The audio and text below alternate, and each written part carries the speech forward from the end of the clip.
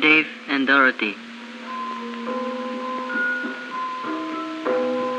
I was glad to learn from your letter that you are studying about Indonesia in school. I'm enclosing some Indonesian stamps which you can show to your class.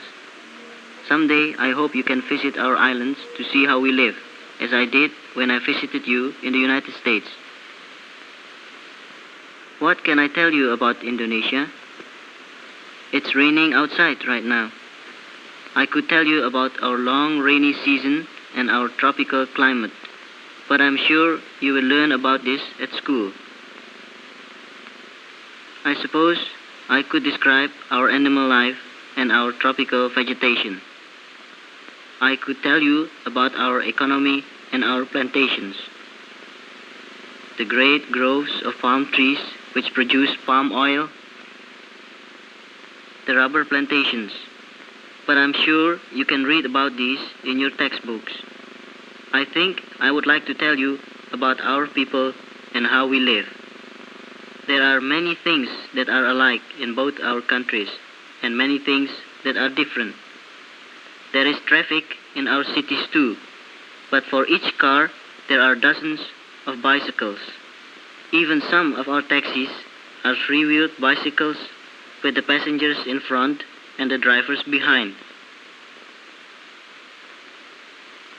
We have jeeps and trucks and automobiles, but they all come from the United States and Europe because we don't have factories here to make them.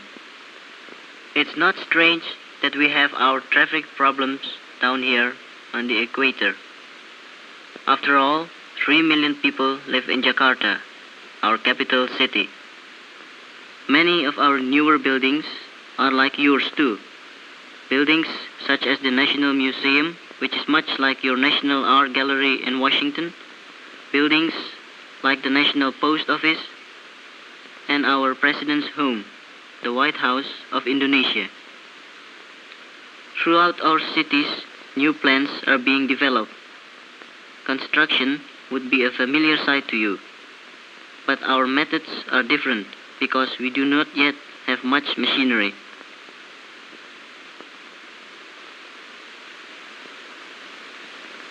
You would feel at home in many of our houses. Many of our people even dress like you do most of the time.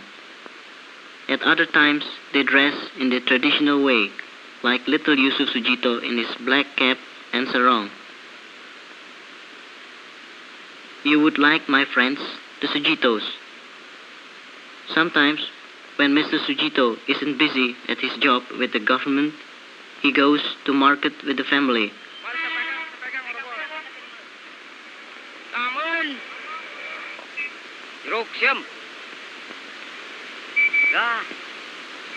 Bananas, the peddler says.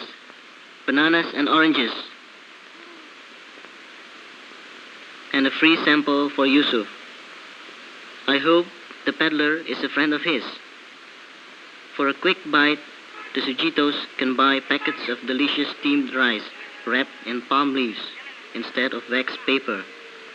And just as you might buy a hot dog to go with the rice, in Indonesia we have satay, strips of meat barbecued on sticks over a charcoal fire.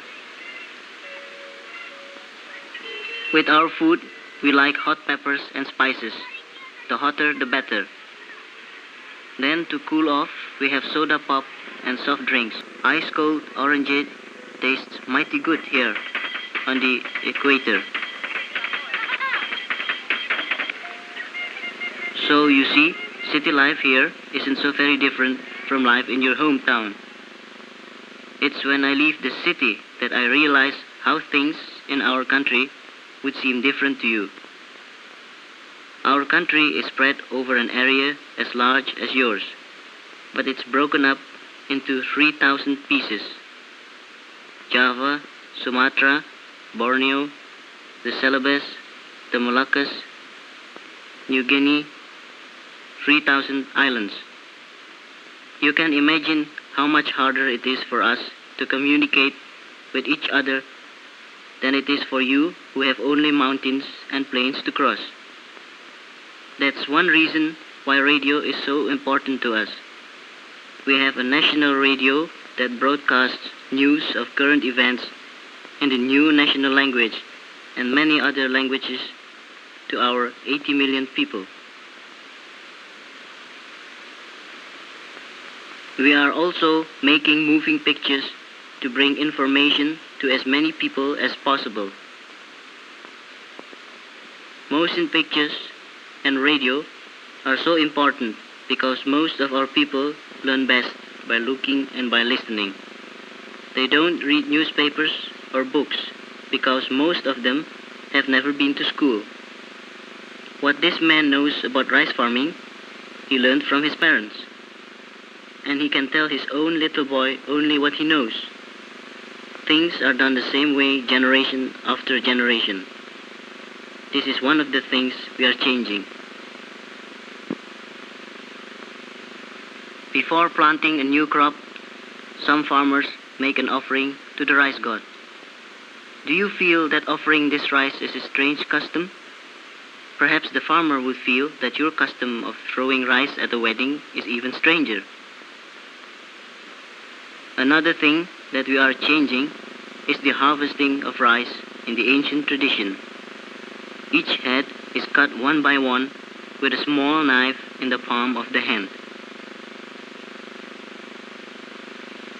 In some places, the rice is hulled and pounded into flour with poles.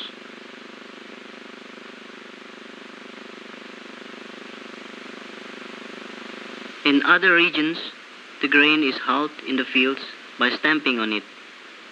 It's hard for you to realize, but it takes at least 200 times more labor to produce a bushel of rice here than in your country where you have machinery to help. People work hard in Indonesia. 8 men have to work longer and harder to unload a boat full of coconuts than if there were 1 man and a machine. Our fishing boats sail far out to sea. They carry no charts, no navigation aids, no books. They use only the skills of their crew. Why do our people do things in old-fashioned ways? They haven't had a chance. Our children weren't able to go to school. For many, many years, Indonesia was a colony, unable to help herself or her people. A little of our history is told in the stamps that I'm sending you. The red stamp is the first one ever issued in Indonesia, King William III of the Netherlands. Wilhelmina became queen in 1898, Queen of the Netherlands Indies, or Dutch East Indies as we were called then. In 1938, a commemorative stamp reminded us that Wilhelmina had ruled our islands for 40 years. But 4 years later, an anchor and some Japanese characters appeared on her picture. We were ruled by the Japanese for 3 years. And then, Indonesia Merdeka. Freedom for Indonesia. But a declaration of independence was not enough. Like you, we had to fight a revolutionary war, the war in which I was a battalion commander. Finally, with United Nations aid, freedom at last came to Indonesia. This is Sukarno, the leader of our revolution and our first president.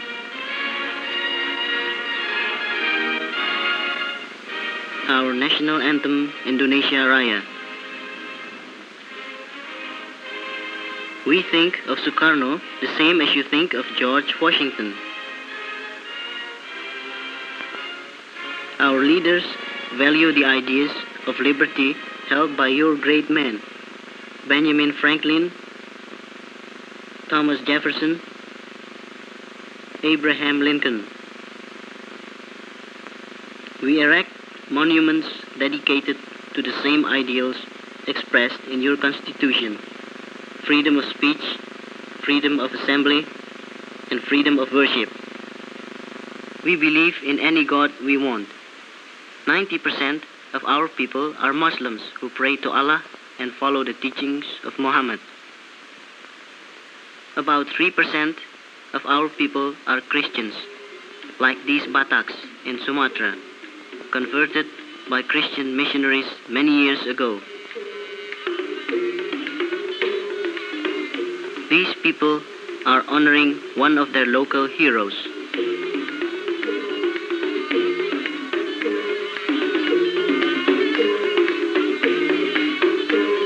Many of our present-day leaders come from Batak villages like this, just as your leaders came from log cabins and frontier towns. Besides Muslims and Christians, there are Buddhists, Hindus, and followers of other religious beliefs in Indonesia. Here in Bali, women bring offerings of rice cakes, fruits, and flowers to their Hindu temple.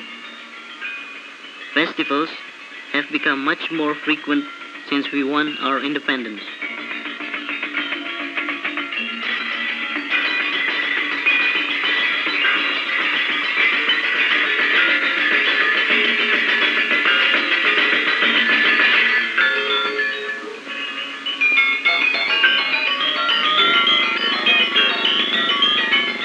The most remarkable change that freedom has brought to Indonesia is education. With the opening of schools everywhere, children flock to them, eager to learn. There are college students, elementary school students, and kindergarten children. Our little boys and girls sing and dance about the importance of rest and sleep just as little children do in your country.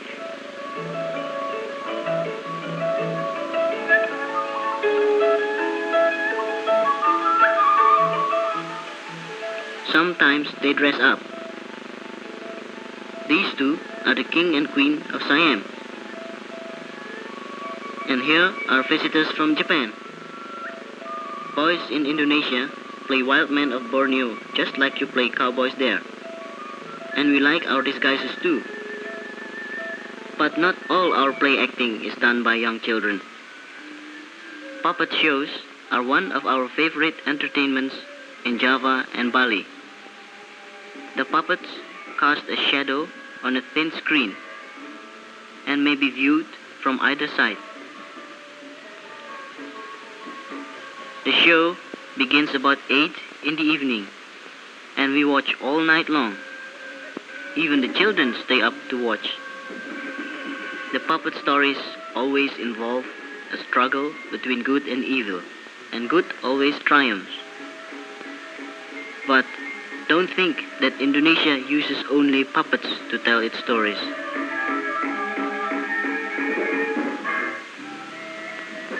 We have many dances on the many islands, some that tell stories, some that we do to express our feelings. These boys in central Sumatra are doing a plate dance, striking the plates with metal rings on their fingers.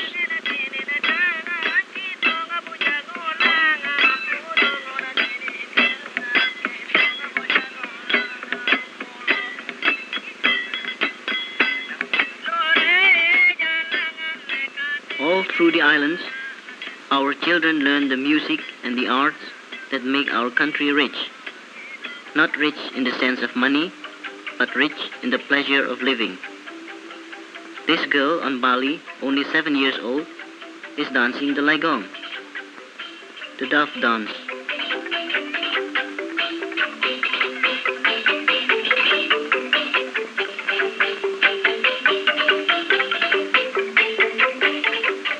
The instruments are made from bamboo by people in the village and belong to the village.